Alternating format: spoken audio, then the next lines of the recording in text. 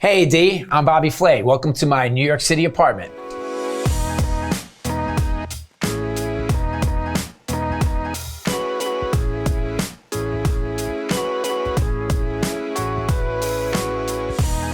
For the first 10 years that I lived here, you would open the door and you'd be into the kitchen. Now I have this cool vestibule that we just built. My designer, Olivia Jane, drew this on a piece of paper one day after we were looking at some Parisian apartments. It really is like a little jewel box. You have like the distressed mirrors, you have the stained glass that you can kind of see through, but not quite.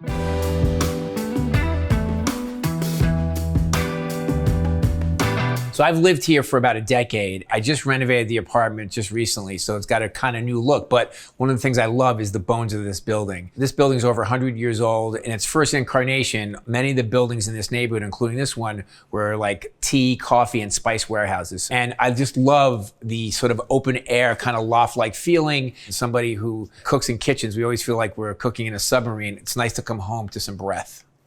It was really important for me to have lots of sort of landing area. And that's one of the things that I think that people underestimate when they're building kitchens. You need places to put things and work on. So first of all, I have a Blue Star stove here, which is basically as close to a professional stove that you can have. It has a lot of firepower. I like to cook for lots of people. I love this material here, the backsplash. You want a material that you can wash easily, but also you want something that looks cool. My first oven was actually an easy bake oven. I saw a commercial and I was like, wait a second. You can bake a cake from a light bulb? I have to see this for myself. So I asked my parents for an easy bake oven, and clearly I wanted to be a chef. I just didn't know it probably at that point. I was watching a lot of Julia Child and the Galloping Gourmet. This is just literally a handful of cookbooks that I have. I have cookbooks everywhere.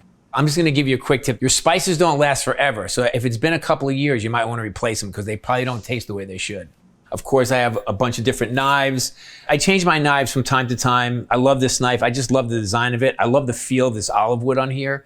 I always have a really great cutting board. This is one I use all the time. It's very, very thick and dense. And so when I'm cutting, it feels like it has a lot of heft to it. So I have two cats. They're Maine Coons, so they are big cats. I love when people say to me, I can't believe your cat is on your kitchen counter.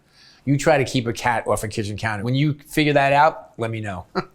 Then we have all my molcajetes here. Molcajetes obviously are important to me because I use them to cook in, to make sauces, to make salsas. This one I actually just got. I was in Mexico City about a month ago. I was walking down the street, went to this little boutique, and it was just so gorgeous. I mean, look how pretty it is. So here are my pots and pans. In terms of like my restaurant influence to my home, I have things like this, you know, where it's like these little individual cast iron pans. One of the dishes I do all the time is where I take shrimp and garlic and chilies and olive oil and maybe like some fresh thyme or oregano. And I just put it in here and I put it in a very, very high heat oven, like 500 degrees. I pull it out, I put this on top of a plate with a napkin, and it feels like a restaurant. To cook for my friends and my family. It's the thing that I love to do more than anything. It's the way I show my adoration towards them. You know, if I have Thanksgiving here or a dinner party here, I mean, you'll have 10 people sitting here. You'll have 10 people sitting at the dining room table. There'll be people sitting on the sofa. It always kind of has a casual feel to it.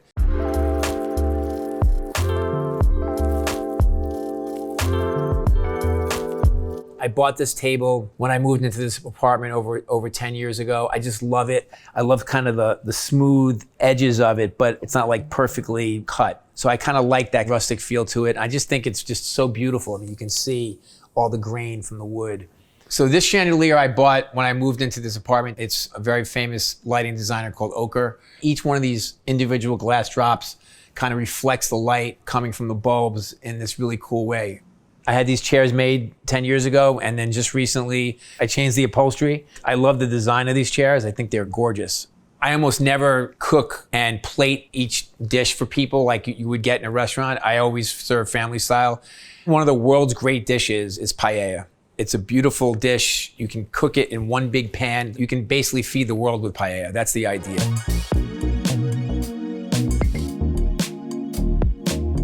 From the kitchen to the dining room, and then we move into the living room. To me, this has been the biggest change in the renovation of this apartment. And this is where Olivia really did some of her best work. All we did was we changed the direction of the dining table. The idea was to make this room much more inclusive. Now, everybody gravitates here. I love vintage furniture, especially things from like the 60s, 70s. What we have here is a collection of that. You'll see the said sofa, it has this very recognizable style. It's like individual pieces put together, almost like a snake. You can actually reshape this in lots of different ways. And then we found these amazing chairs. They all kind of work together, but they all came from very different places. This light is from the Netherlands. After Olivia showed me what she wanted the living room to feel like, I said to her, I'm gonna find a light that I think can tie this whole thing together. The inspiration behind the bookshelf, to me, it's about the materials, right? So you have this really gorgeous wood, but then you have the juxtaposition of this steel. I even love the rivets here. I think a bar cart is important. There's something, I don't know, James Bond about it. I like to pour myself a little sip and call it a night.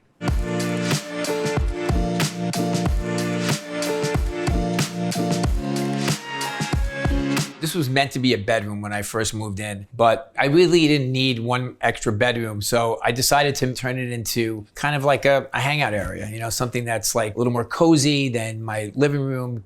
Just so you understand, this is not part of the designer's inspiration. This is from cats getting their claws into this wall covering. If you have cats, don't put anything on your wall that they can get their claws into, because they will. I have lots of bourbon. I like to drink bourbon. I like tequila, mezcal, things like that. I've been lucky enough to win a couple of Emmys. I never know what to do with them, so I just push them against the wall. And then there's some Breeders' Cup trophies there from horse racing, which my family's been involved in for generations. One of them is for a horse that I raced in the Breeders' Cup, and her name was Pizza Bianca, and she won a really important race, so she gets a trophy. I do refrigerate my reds, you know, at like 55 degrees, something like that. I love Brunello di Montalcino. If I'm making like some kind of ragu of like beef or short ribs or something like that, like a bottle of this. This is the room, Olivia says it's like taking a shower in an oil painting. And let me show you what I mean.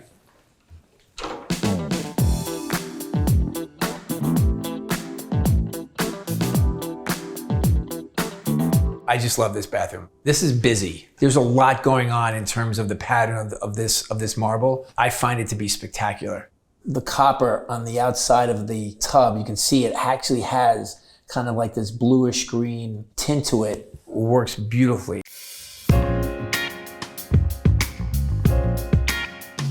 And this is my bedroom. It's built for comfort. It's a nice sizable room.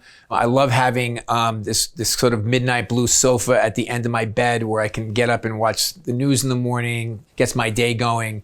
Olivia Jane designed this headboard, which frames the bed and sets the tone for the room in a really nice way. The wood panels were an original design from 10 years ago, and she decided she wanted to leave that there and then create this new headboard. One of the things about a New York City apartment is carpeting and rugs. That's like, it's very key. You know, if you have neighbors downstairs, they don't hear you walking, and also like feels good on your feet. I mean, lighting to me is really, really important. And I love finding vintage lights like this. When you think about the lighting here, the lighting in the living room, the lighting in the dining room, the lighting in the kitchen, it sets the tone for the design of the house. This credenza is from Italy. Each one of these is sort of a different metal kind of like laid on top of each other. And I just love it. This is actually a Ralph Lauren dresser. I think I've had this for 25 years. This is the kind of furniture that I like to buy. It never goes out of style. This thing is classic, it's gorgeous, obviously functional. This is the closet. This is a real luxury to have a closet like this. Over here, I have a bunch of suits that I wear like on my shows, like in Triple Threat, for instance, when I'm hosting something. Then I have sports coats here as well, 3 different colors of shirts. Down here, I have some chef coats. This is almost like an artifact at this point. This is my last Iron Chef jacket that I haven't worn in a while, but you never know, could be coming back. I have a lot of glasses, sunglasses and reading glasses. I love this brand, Moscot. It's a very New York City, old school eyewear company. Lots of baseball caps, lots of ties, and then lots of shoes. Everything from tons of Nike Air. I wear these a lot on Beat Bobby Flay, so I have them in every single color. Converse, again, this is like that piece of Ralph Lauren furniture, always cool, always.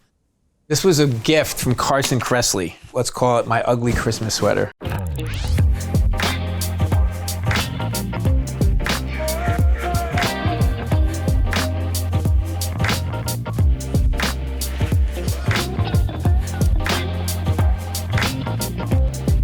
Thanks for being here, AD. I got a dinner party to cook for, so I gotta go. See you soon.